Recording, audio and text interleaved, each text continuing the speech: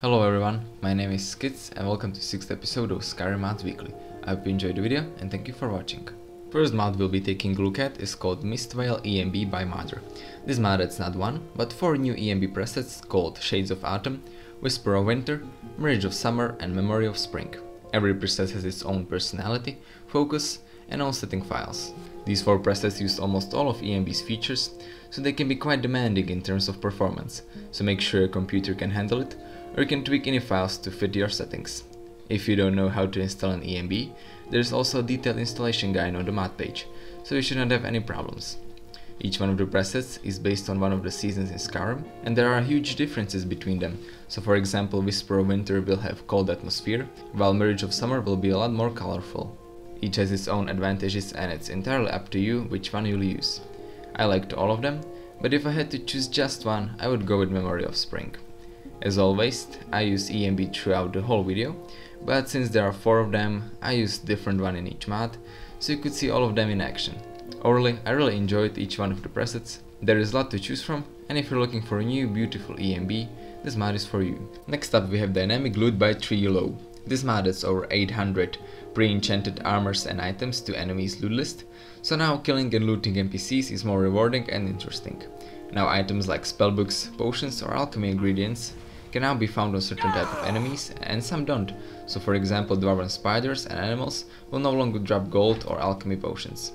You can also find new enchanted armors and weapons on enemies, and since they will also use them, combat is now more challenging and there is even a chance their equipment will be better than yours, which finally makes all the camps and dungeons worth visiting. The new enchanted armors are divided into 2 categories, rare and epic, rare having 2 enchantments and 20% drop rate, while epic armors have own unique name, 5% drop rate and 3 enchantments.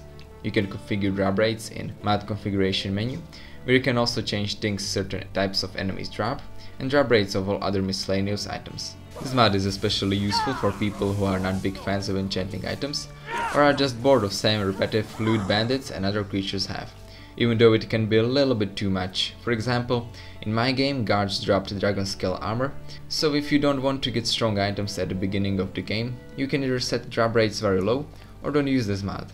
But overall, I personally liked it. It gives me a reason to raid batting caps once more, and I definitely recommend it. Moving on, we have Project Skyrim HD College of Winterhold by HXP, the author of written series or HD Magic Runes. His newest addition to Project Skyrim HD series aims on College of Winterhold. The whole college was retextured, both interiors and exteriors in a lore-friendly way, so now it finally looks good without breaking its lore. The mod comes in 3 versions, so let me talk a little bit about each one of them. The original main file is complete lore-friendly retexture. All of the textures look beautiful. I especially love the stone walls with carvings along with doors, and they also have their original blue tint color, making them look even better. The second version removes the blue tint, making stones browner, and it also removes all the stone carvings, so I did not really like it. Third, fancy version, is a lot different than previous 2. My author almost deleted it because he did not like it, but I have to say that this version is my favorite one. Because of all the curves and fancy pillars, it is really original and makes college look a lot different. Overall, HXP again did a great job and I'm looking forward to more from him. Moving on to companion mods, first one I have for you is called Healing Spriggan Pet by Noxious12. This mod adds unique pet / companion called Vilya into the game. You can find her inside Temple of Kironet in Whiterun. As you can see, Vilya is a Spriggan with a few unique abilities. In combat, she will heal you and your allies once in 20 seconds if your health drops below 2/3, and restore your magicka once in 30 seconds if it drops under 1/3. She also has her own attacking skill called Nutrient Drain that will drain enemies' health points, stamina and magicka, restoring Vilya's abilities. She is also not considered a companion but a pet instead, so you can keep her around with your desired follower. Vilya can be very useful supporting combat, and trust me, you won't regret having her on your team when she saves your life. But don't count on her offensive abilities, she goes down really fast. My author also removed Spriggan's annoying fly buzz, so you won't even notice her outside of combat. Overall, Vilya is a great, unique companion and you should definitely check her out. Next up we have Hitokiri Follower Tomoe by Born to Raise Hell 1979, author of BTRH Private Squad, reviewed in episode 2.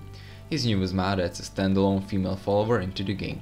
You can find her inside the Jarl's Longhouse in Falkreath. I know I said I don't really like non-lore friendly girls, but here I have to make an exception.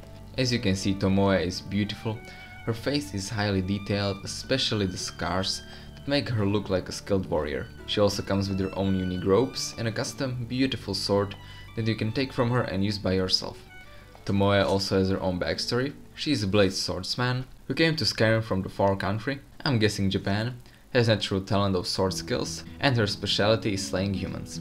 Tomoe has perks in two-handed weapons. She likes katanas, flowers, and brave persons, and dislikes insects, faint-hearted men, and her motto is killing with one thrashing. In combat, Tomoe is very strong, and she had no problem slaughtering whole Whiterun without my help. So overall, Tomoe is a good looking and very strong companion. I liked her and you should go ahead and check her out. Now let's take a look at Atmospheric Windhelm by Suran329. This mod aims on making Windhelm look more like a coldest and oldest city in Skyrim. Since my author thought Windhelm liked that kind of atmosphere, he decided to add a huge amount of snow, icicles, containers, plants and other stuff to give some areas a more realistic and inhabited feeling, combined with the need to survive harsh nature. You can see that the difference between this and original Windhelm is big. Now there's a lot more snow in the whole city, especially at places that aren't used a lot. When used with ENBs and snow retextures, Windhelm now looks beautiful, less empty, and the mod also works with overhauls like Frostfall. Because this mod adds a lot more objects into city, it may slow down low-end pieces, so don't use it if you have one.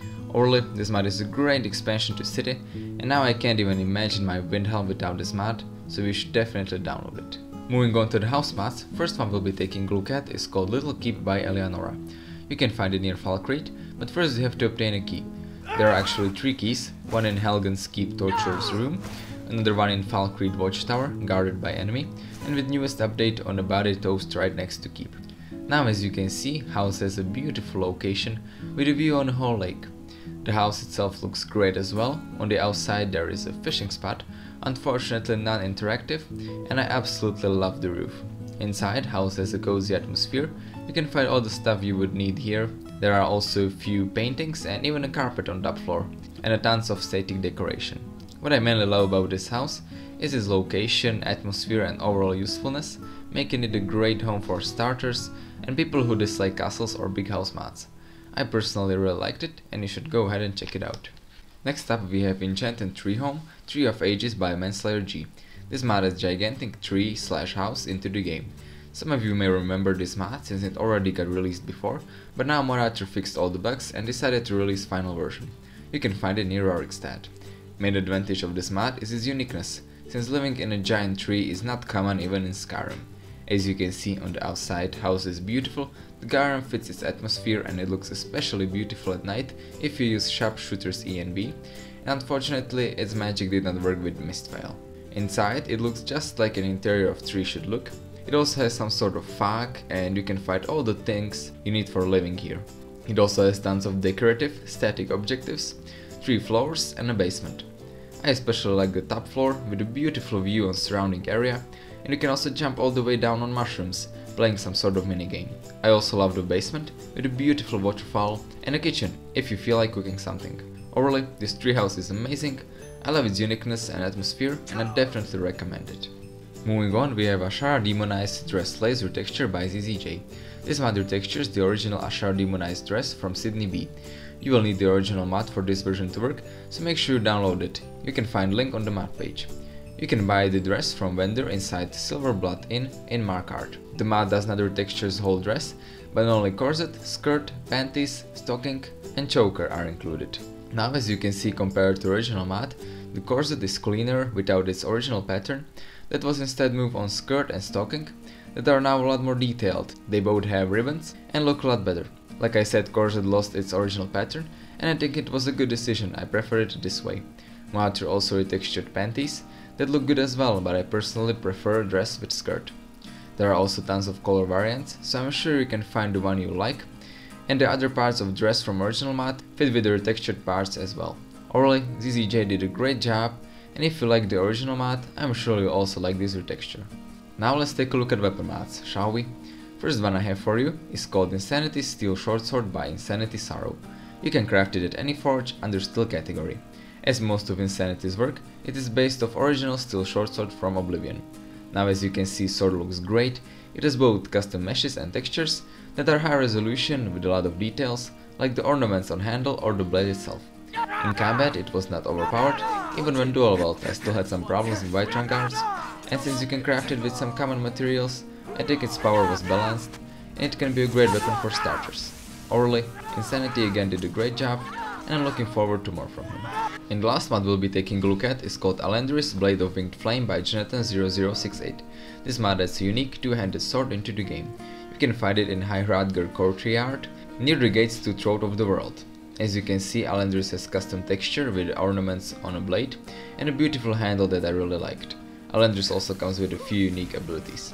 After using Fire Breath Shout and attacking with Alendris, it has a chance to reset its cooldown, while the chance of that happening is linked to your stamina percentage, so heavy attacks will decrease your chance. Another effect is that attacks against you while building Alendris that bring your health points down will cause you to gain a strong fire cloak for 12 seconds. It will set your enemies on fire, so if you use fire-based character, Alendris is perfect for you.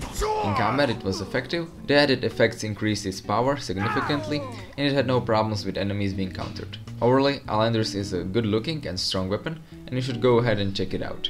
So yeah guys, I guess that's it for 6th episode of our Skyrim Mods Weekly. I hope you enjoyed the video, leave a like if you did, tell me what you think about it in the comments, subscribe for more Fallout and Skyrim content, and I will see you next time.